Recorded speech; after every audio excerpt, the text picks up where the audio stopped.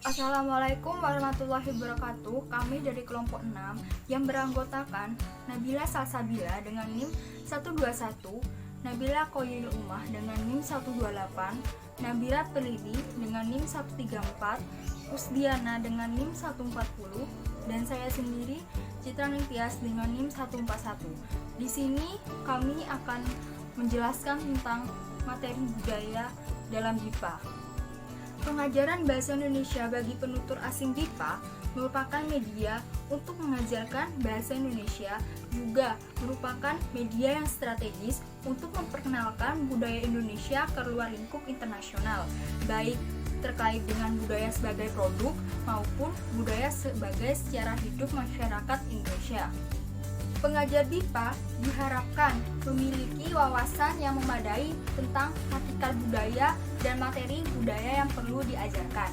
Tujuan hal tersebut untuk memaparkan inovasi pemanfaatan budaya sebagai materi pengajar BIPA. Assalamualaikum warahmatullahi wabarakatuh. Perkenalkan, nama saya Nabila Khoiril Ummah dengan NIM 128. Baik, saya di sini akan menjelaskan tentang materi budaya BIPA.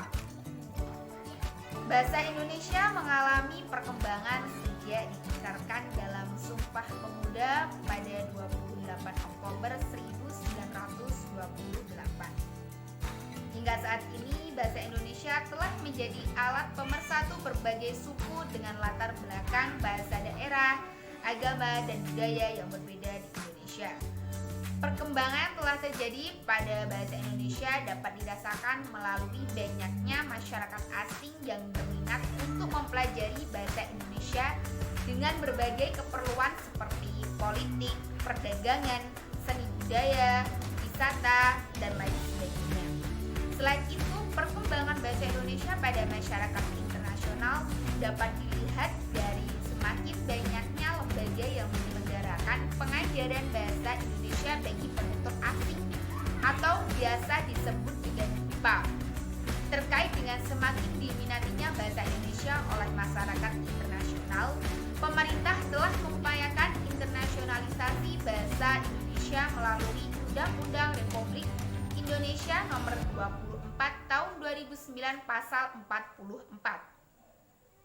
Upaya internasionalisasi tentu harus didampingi oleh peningkatan kualitas pengajar BIPA.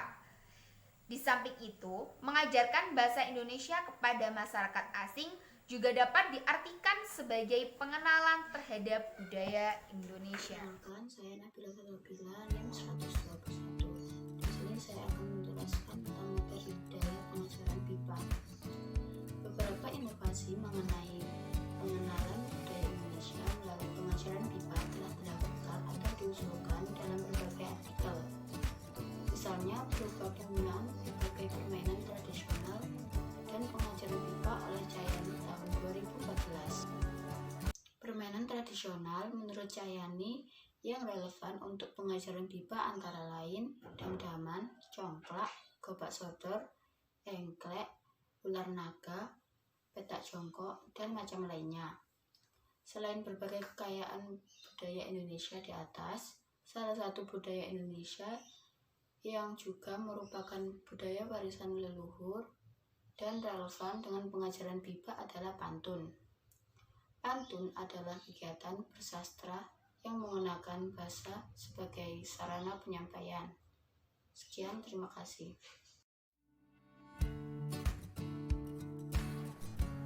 Assalamualaikum warahmatullahi wabarakatuh. Perkenalkan, nama saya Rusdiana, kelas 3D, NIM 140, Prodi PBS.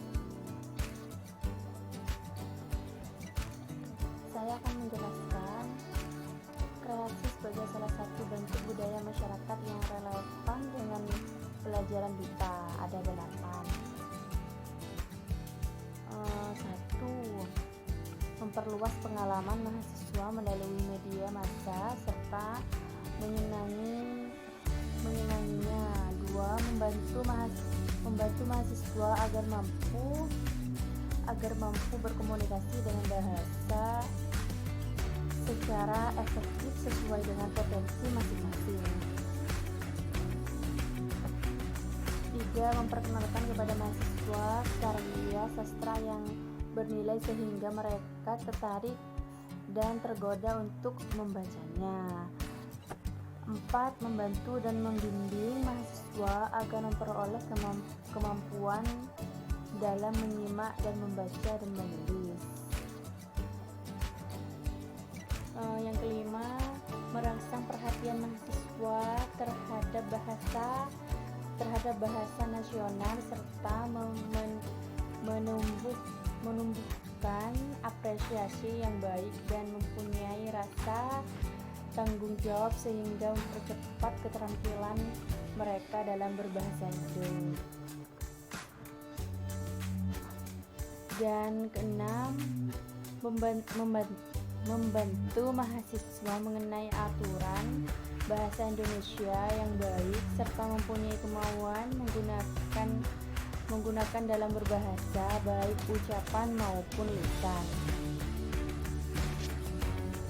7. Membimbing mahasiswa agar mempunyai keberanian untuk menyatakan pendapat serta memiliki kepercayaan kepada diri sendiri sehingga mampu berkomunikasi dengan baik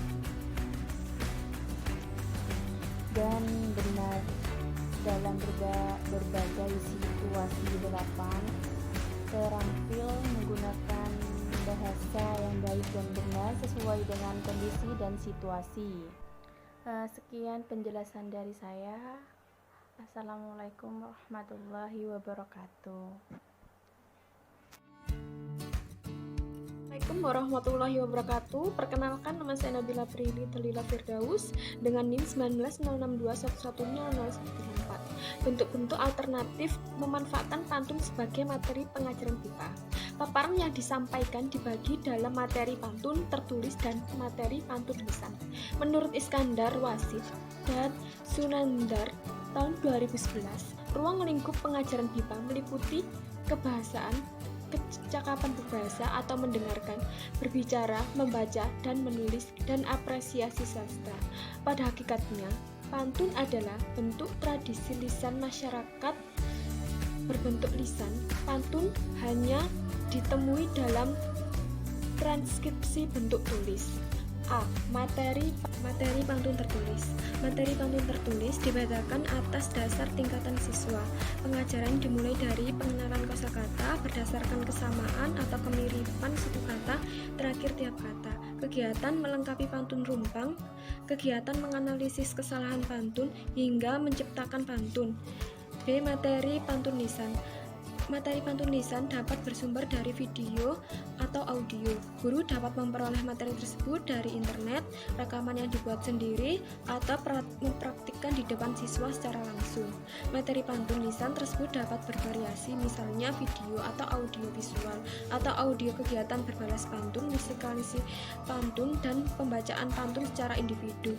Alfayanti menyatakan bahwa inovasi berupa media audio visual dibutuhkan untuk membantu siswa BIPA dalam belajar bahasa Indonesia yang sekaligus memperkenalkan keragaman budaya nasional.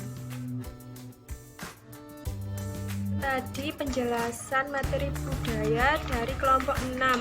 Sekian, terima kasih. Wassalamualaikum warahmatullahi wabarakatuh.